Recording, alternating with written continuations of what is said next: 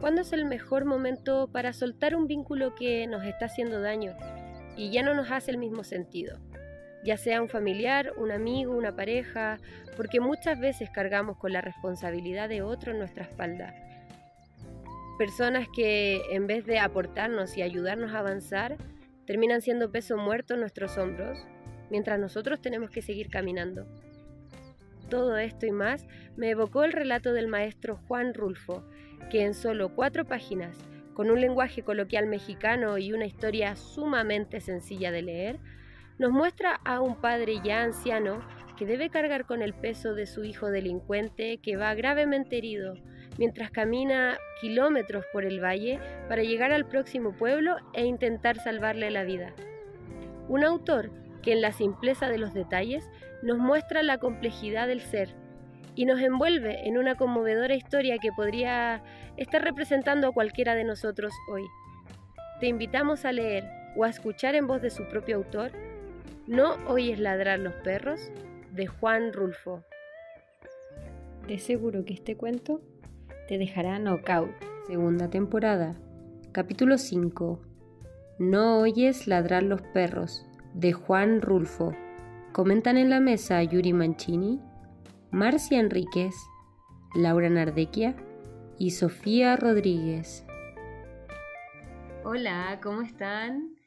Quinto capítulo ya de la segunda temporada de Knockout y traemos a la mesa un clásico latinoamericano que nos enseña que no es necesaria una educación formal en la universidad o incluso una vida de lujos para poder destacar en eso en lo que somos buenos.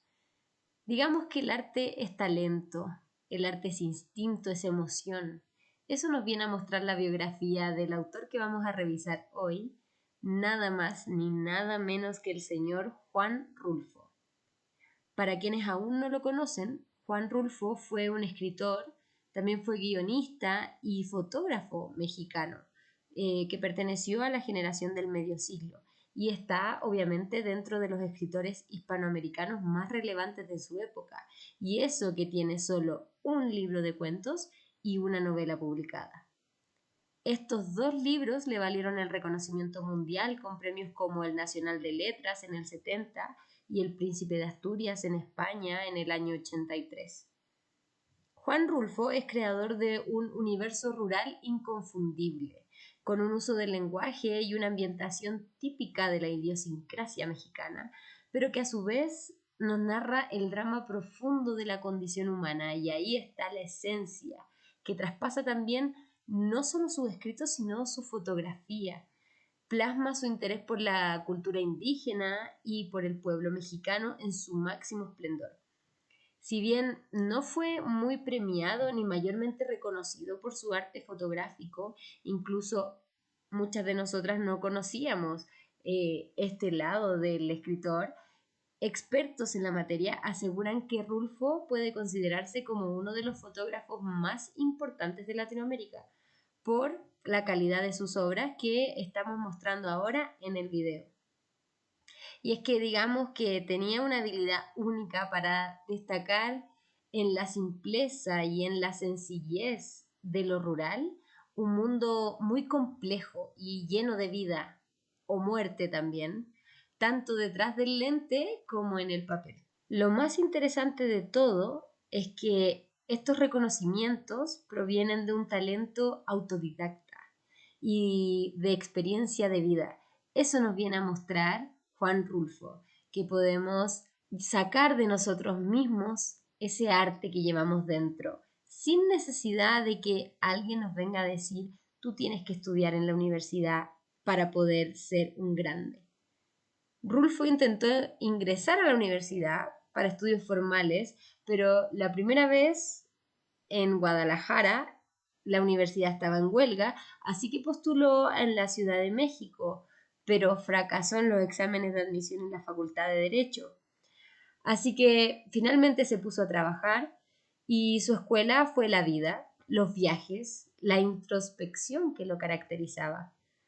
Utilizaba sus tiempos libres para asistir de oyente a clases de literatura y para llenarse de historias en la biblioteca, hasta que empezó a escribir sus propios relatos basados en la sociedad y en la Revolución Mexicana de la época. Él mismo reconoce en entrevistas que la primera novela que escribió la destruyó antes de publicarla porque no quedó conforme con el resultado. Así de perfeccionista era. Luego de eso, edita y estampa El Llano en Llamas en 1953, libro que reúne 17 relatos breves que son verdaderas obras maestras en la producción cuentista de la época. Colección en la que incluye No oyes ladrar los perros, cuento que hoy es el que tenemos en mesa. Este es un relato sumamente sencillo y lineal. Un padre carga en su espalda a su hijo malherido, pero aquí es donde yace la genialidad en el trabajo narrativo de Rulfo. Con los elementos justos y necesarios, precisos y con un lenguaje coloquial que caracteriza aún mejor la ambientación de la historia, nos presenta una trama compleja y profunda, además de que nos enseña recursos literarios como la personificación, figura que consiste en atribuir a un objeto, un animal o una cosa inanimada propiedades humanas, y en este caso, muy sutilmente en la lectura, encontramos que la luna ocupa un rol fundamental, casi como si fuera un tercer personaje en este viaje de a dos. Le da un movimiento propio, como si las acciones realmente vinieran de la propia luna. Por ejemplo, cuando dice, la luna venía saliendo de la tierra. La luna iba subiendo casi azul sobre un cielo claro. Además, con el simple hecho de ir mostrando el recorrido de la luna en el cielo, nos denota el paso del tiempo interno del relato, que en un par de páginas nos cuenta sobre un viaje que duró desde que la luna sale por el horizonte hasta que ya está bien posada arriba de sus cabezas. Eso quiere decir que han pasado ya un par de horas. En realidad, la genialidad en la prosa de Rulfo es algo que, como decíamos anteriormente, viene de un talento que no necesitó estudios formales para llevarlo al papel. Ahora, me gustaría saber, ¿qué interpretan ustedes de este maravilloso cuento? Déjenme decirles que cuando yo lo escuché, me emocionó. Bueno, en realidad a mí lo que me pasó con el cuento es que esta relación padre-hijo me impactó bastante y la verdad la forma en la que está escrito es bastante emotiva, porque yo cuando escuché el cuento, que lo lee el mismo autor, la verdad es que yo casi me pongo a llorar cuando lo escuché, porque la forma en la que lo dice es súper potente. Y de esto mismo yo rescato distintas como puntos en realidad de esta relación padre-hijo. El primero vendría siendo algo que es evidente, que es la negación un poco del padre ante la posible y pronta muerte de su hijo. Y claro, uno realmente espera que los hijos lo sobrevivan a uno. Lo biológico, por así decir, es que los padres se mueran primero, no los hijos. Sí. Que los hijos sean los que tengan que ir al cementerio a sufrir la pérdida del padre, no al revés. Eso es lo que realmente uno espera. Y esto es lo contrario a lo que pasa. Entonces esto es bastante fuerte para el padre, evidentemente. Y también me pasa que se nota de forma muy obvia que el hijo no colabora. No, en ningún momento él le dice que escucha a los perros, no, siempre le dice que no, que se siente mal, o le dice bájame o déjame aquí, y me hace pensar en dos posibles cosas. O quizá el hijo, porque en realidad no está escrito en ningún momento, uno se entera más de la historia por este monólogo que hace prácticamente el protagonista, que el hijo simplemente no quiere ser ayudado, no quiere la ayuda del padre o quizá no quiere la ayuda de nadie, o simplemente él se dio cuenta que se va a morir. Él ya aceptó hace ya mucho rato su muerte y quizá él simplemente lo único que quiere es que el padre lo baje y se quede ahí y quizá despedirse del padre. Pero eso tampoco lo podemos saber. Y con esto mismo respecto a la relación padre-hijo está el hecho de que durante la crianza, sobre todo lo que es los años de la infancia hasta lo que es más o menos la adolescencia, uno le impone a los hijos o se les impone a los hijos de parte de los padres ciertos valores y ciertas cosas educacionales que se esperan lleven al hijo a vivir cierto tipo de vida, que practique ciertos valores que uno considera que son los correctos. Pero hay cosas que realmente no se pueden controlar, como por ejemplo el tipo de amistades con las que los hijos se juntan, y más aún si los hijos son personas influenciables. Sobre todo en la edad de la adolescencia, que en la adolescencia uno es súper influenciable y ya después a futuro, si la persona sigue siendo así, en realidad es súper difícil porque el entorno básicamente va a tener poder sobre cualquier otra decisión que tenga la persona. Entonces, más allá en esa situación, no se puede hacer mucho y hay que considerar que el padre tampoco tiene las herramientas porque es una persona, es un hombre de campo. Por lo tanto, él sabe reaccionar frente al hijo de la forma que la ha aprendido de sus propios padres Sí. o de la forma de que la han visto que viene siendo la crianza común y corriente o la crianza común dentro del pueblo en el que vive, por ejemplo. Entonces él no tiene las herramientas que nosotros tenemos hoy en día como para decir, ah, es que lo que pasa es que él debería haber reaccionado de esta forma para sacar a su hijo de este camino. No, no existe en este contexto. Entonces, ¿qué pasa? Que el padre, frente a la posible muerte de su propio hijo, porque él fue por malos pasos, en vez de quizá él aceptar su posible muerte, decide un poco decirle que en realidad él no lo hace porque quiere a este hijo, sino que lo hace por el cariño que le tiene a la difunta esposa. Entonces con eso un poco como que quizá incluso lo está como retando por, mira cómo te has atrevido a obrar de esta forma, cuando nosotros te educamos así, ¿cómo te descarriaste de esta forma? Y claro, al mencionar a la esposa, que la señora ya se entiende que está muerta de hace años, me da la impresión de que no solamente lo hace solo por la memoria de la esposa, sino que lo hace por sí mismo.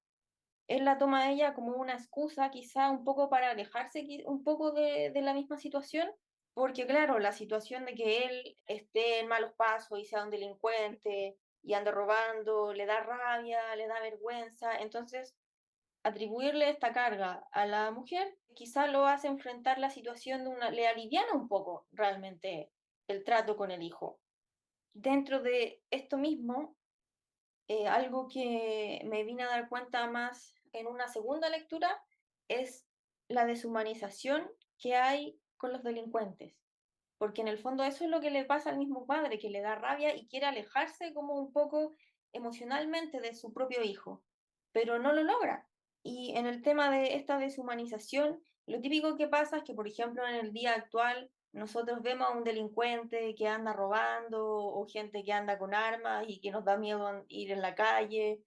Y, por ejemplo, estas mismas personas que obran después y hacen esta típica como justicia callejera, que a una persona que andaba robando, por ejemplo, la atrapan y la amarran a un poste de luz. Y uno dice, ah, excelente, o sea, qué bueno, porque da rabia, pero uno no ve la situación que hay detrás, o sea, detrás de esta persona, de este delincuente, existe una familia. Lo más probable es que existan personas que lo quieran. O puede ser que sean personas que vengan en el mismo contexto de él y que obren de la misma forma que esta persona está orando, o quizá no, quizá puede ser una familia común y corriente y que su hijo se fue por malos pasos y no le queda más que aceptar la situación y esperar que a su hijo no le pase nada, pese a que por el otro lado muchos podríamos estar esperando que sea totalmente lo contrario. Sí, fíjate, me parece súper interesante este último alcance que hace respecto de la deshumanización del delincuente, porque el padre, por ejemplo, en el cuento, dice, yo te voy a dejar en tal parte y después de eso que te lleven al hospital y yo me olvido de ti, me olvido de ti. Y un poco cuando uno piensa en delincuentes cualesquiera, el delincuente callejero, digamos que está, qué sé yo, cada vez más agresivo, sí, efectivamente tendemos ya cada vez más a pensar que por último, si se hacen daño, que se hagan daño entre ellos, que se maten entre ellos. Y respecto a esta cuestión de la deshumanización, me acordé de una situación que viví hace años que de algún modo se asemeja, ¿no? Que el delincuente igual tiene una familia, aunque el tipo sepa que va a morir joven, porque los delincuentes en general mueren entre los 25 y los 30 años. Si no pasan de mucha edad precisamente por esta cosa tan violenta en la que están metidos. Recuerdo que yo iba en la micro, en un recorrido habitual, y bueno, muchas veces me pongo a conversar con la gente que va con el pasajero que va al lado mío en el bus. Y venía yo conversando con una señora súper agradable y de repente sentimos una sirena detrás nuestro. Y claro, pasó primero a gran velocidad un auto en que iban varias personas y luego pasó un vehículo policial, un vehículo carabinero. Y claro, llegó a la esquina y prácticamente seguramente lo venían persiguiendo desde distintos ángulos porque como que los encajonaron en la esquina y hubo disparos y la policía los obligó a bajarse y luego los tiraron al suelo, toda una cosa de cómo atrapan a una banda delictual. Y la señora que venía al lado mío se puso a llorar así, a llorar a mares. Y a mí me descolocó. Y en realidad, digamos que no me atrevía mucho a preguntarle por qué llora, pero ella me dijo, es que pensé en mi hijo, pensé en mi hijo. No me dijo por qué pensaba en su hijo, pero sí quedó claro que su hijo en buenos pasos no andaba. Por algo le hizo pensar en eso. Entonces, efectivamente, toda la deshumanización con que vemos al delincuente es un gran tema. Yo, sin embargo, había tomado cuenta desde una perspectiva más metafórica. Vi la metáfora que hay detrás de esto de cargar con un hijo, porque al hijo se le ama y en general las personas más hoy día que antes tienen hijos porque desean tener hijos. Antes era como que era un deber, una cosa que había que cumplir una etapa de la vida. Hoy en día tiene hijos el que quiere tener hijos. Entonces, más bien es una cuestión de el hijo se transforma en tu sueño y tú proyectas tu vida a través de que, si no se te cumplieron los sueños a ti, que se le cumplan los sueños a tu hijo. Entonces, es una prolongación de tu sueño. Y en este caso, lo que yo veo es que este hombre lleva al hijo, que representa para mí metáfora, digamos, el sueño de su vida, y lo lleva en los hombros, y a lo mejor con las piernas del cabro se lo lleva en los hombros porque prácticamente lo lleva tapado encima, le va tapando los oídos. Y ni siquiera, o sea, no es solamente que el hijo no escucha ladrar a los perros, el hombre, el anciano, digamos, tampoco escucha ladrar a los perros. Y eso que estaban ladrando por todos lados. Entonces, de algún modo, me representa esto que cuando nos hacemos a la idea de que tenemos que cumplir con ese sueño, que es casi un deber, ya deja de ser un sueño, es un deber, que hay que cumplir, una meta a la que hay que llegar, hacemos oídos sordos a las cosas que son evidentes que están ahí, que te dicen, ya basta, déjalo. Y bueno, así fue como leí el cuento, lo leí más allá de la historia misma. En una segunda lectura, digamos, de repente me pareció que era una buena metáfora esta de que el hijo y los sueños. Y cuando no se cumplen o cuando realmente no son lo que tú esperabas de ellos, me refiero a los sueños, tal vez es tiempo de decir basta. Y cuando los chicos quieren hacer su propio camino y te dejan totalmente de lado, también de repente es tiempo de decir basta. Eso me pasó con el cuento. Buenísimo en todo Es caso. que, No sé, claro, sí, porque lo que tú señalas apunta como a la frustración que se puede sentir, y esa frustración en el fondo viene de tus sentires como padre, ¿ya? La responsabilidad, entre comillas, tuya cuando tú haces tuya la vida de alguien que es un otro, y es tu hijo, pero en realidad no eres tú, no eres tú. Entonces, hay un autor, Khalil Gibral, parece que se llama, que dice, tus hijos no son tus hijos, son los hijos y las hijas de la vida, y que la vida te los presta por un tiempo para criarlo, para criarlo y para sentirte bueno, orgullosa o a veces frustrada, lamentablemente. Yo la verdad es que coincido harto con Laura con respecto a lo que vi en el cuento. Siento que es un retrato, así como una imagen nítida de la entrega incondicional que los padres tienen para sus hijos en forma general. Siempre hay excepciones que apoyan hasta las últimas consecuencias a sus hijos. Y la verdad es que en general eso es lo que más suele verse, ¿ya? Pero igualmente es como importante destacar que según mi perspectiva, hay reales motivaciones eh, eh, de este padre en particular para cargar a su hijo hasta un médico o un hospital o quien lo pueda atender. Y claro, o sea, cada quien tiene sus motivaciones ya de seguir, de seguir ayudando incondicionalmente a ese hijo. Y aquí vemos a un hombre frustrado, viudo, un hombre de trabajo, como bien decía Laura, un hombre de campo, además como está relatado por Juan Rulfo, uno como que lo percibe así, Sí. ¿cierto? Un hombre de esfuerzo, viejo, pero como con suficiente fuerza física para cargar a su hijo por horas en su espalda y en el camino hace como más que una conversación, porque obviamente Ignacio no es el hijo que le conteste, sino que prácticamente es el que habla y el hijo solo hace señales de que todavía va vivo al darle pequeños monosílabos de respuesta. Hace una especie de, el padre es una especie de catarsis en realidad, la que expresa su pena y dice que solo lo hace por la madre, así como decía Laura. Sin embargo, yo siento que sí puede ser honesto el que diga que lo hace por la madre, porque finalmente a veces uno ve relaciones de pareja en que, sobre todo en los hombres de campo y todo, en que la mujer aporta con lo suyo, en criar a los hijos, en cocinar, en tener la casa como corresponde, las labores domésticas, y el hombre sale a trabajar el campo y sale a trabajar, a traer, a proveer, para proveer, y no hay mucha, como te dijera, valoración por ese trabajo conjunto. Al final los dos aportan, ¿no es cierto? Pero aquí se denota que este padre valora a esa mujer como madre, o sea, y siente como si fuera una deuda con ella, que es como esa deuda que tiene con esa esposa muerta, que en realidad no es una deuda de él, sino que de su hijo, que no supo responder, digamos, pero que en el fondo la hace suya. Y como que se percibe como al final, finalmente, siento que de esta relación padre-hijo, de esta relación familiar, como que uno siente que la naturaleza entrega a la paternidad o maternidad características sublimes, que hay padres que en realidad uno cuando dice una madre abnegada, un padre abnegado, qué sé yo, y hay algo un poco de una entrega tan absoluta que tú dices, esto es sublime. Ahora, por otra parte, también coincido con Laura, con dos lecturas distintas, sin embargo, es ver cómo se puede reflexionar sobre los estereotipos, ya los estereotipos que en este caso son sobre las personas que delinquen, ya sobre los ladrones, delincuentes, incluso asesinos, porque ahí dice que mató a más de alguna persona, ¿cierto?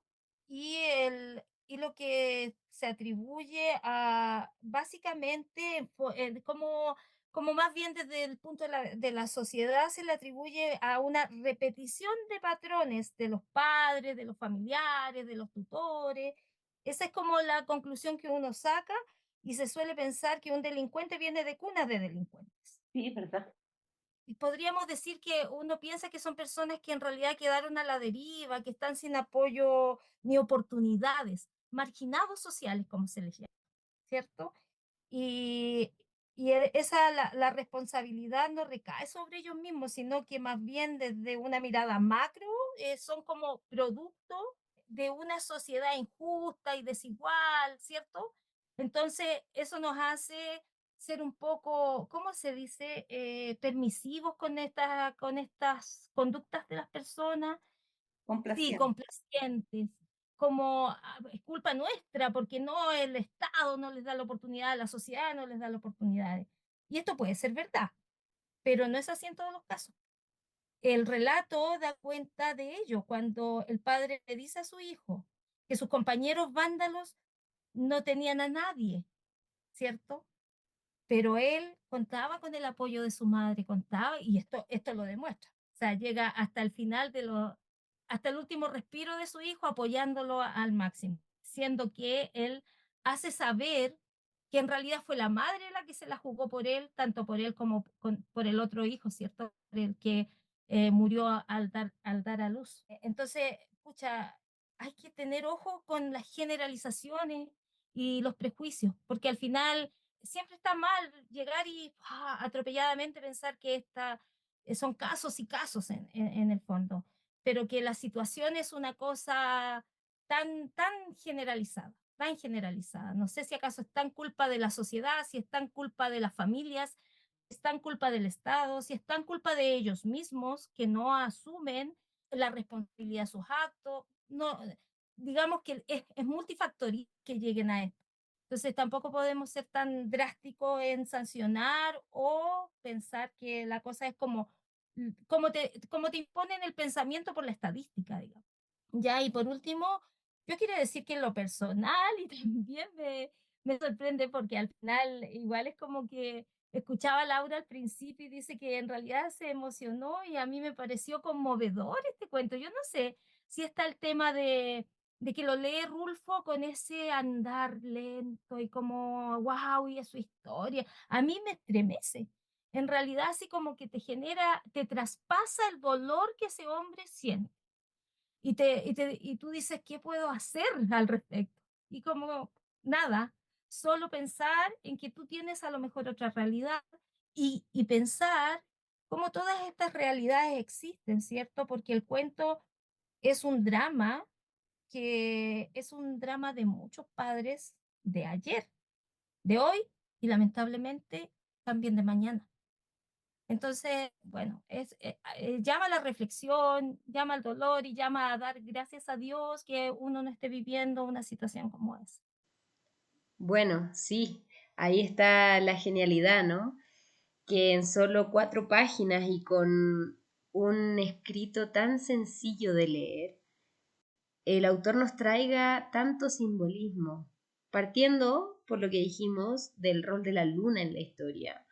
El generar estas sombras largas, deformes, que terminan siendo una sola de 2 cuerpos, es una sola sombra, que los acompaña todo el camino. También el simbolismo de llevar el peso de otra persona en tu espalda, una persona que no quiere ser ayudada, pero que tú continúas, porque generamos también estos vínculos que son dañinos, que son tóxicos, pero que no sabemos llevarlos porque muchas veces termina siendo algo de catarsis propio, ¿no? No sé si llamarlo egoísmo, pero no sabemos soltar. Y eso es muy característico de la idiosincrasia latinoamericana. La verdad es que Rulfo tiene una genialidad para poder narrarnos de manera tan sencilla algo tan complejo, ¿verdad? Así que bueno, en casa están todos invitados a leerlo nuevamente y puedan sacar nuevas conclusiones. Queremos escuchar sus interpretaciones. Escríbanos en redes sociales, estamos sumamente abiertos a sus comentarios. Queremos también que participen con nosotros en los siguientes capítulos, así que si tú quieres ser parte también de Knockout, como todos los episodios al final de nuestro capítulo, dando tu comentario de este y otros autores, escríbenos. Estamos aquí para poder hacer de este un espacio literario en común. Así que invitados quedan todos. Muchas gracias por su escucha y nos vemos de nuevo en un próximo capítulo acá en Knockout. Somos cuentos contando cuentos. Sobre el cuento ¿No oyes ladrar los perros?, comenta nuestra invitada Viviana Leiva. Este cuento a mí me parece que el padre, por más que lo recrimina, ahí está el amor de padre, porque por más que su recriminación de que su hijo fue por mal camino, él siempre está ahí para ayudarlo. Y realmente al final él igual, todas sus recriminaciones contra él, le dice que más encima no le ayudó a llevar la esperanza que ya llevaron a término, que él llegó muerto ya. Este cuento a mí me parece que el padre, por más que lo recrimina, ahí está el amor de padre, porque por más que su recriminación de que su hijo fue por mal camino, él siempre está ahí para ayudarlo. Y realmente al final él igual, todas sus recriminaciones contra él, le dice que más encima no le ayudó a llevar la esperanza que ya llevaron a término, que él llegó muerto ya. Te invitamos a leer este cuento y contarnos tu interpretación en los comentarios. Para más contenido de este y otros autores, síguenos en nuestras redes sociales, Instagram, YouTube, Spotify o TikTok. Knockout. Somos cuentos contando cuentos.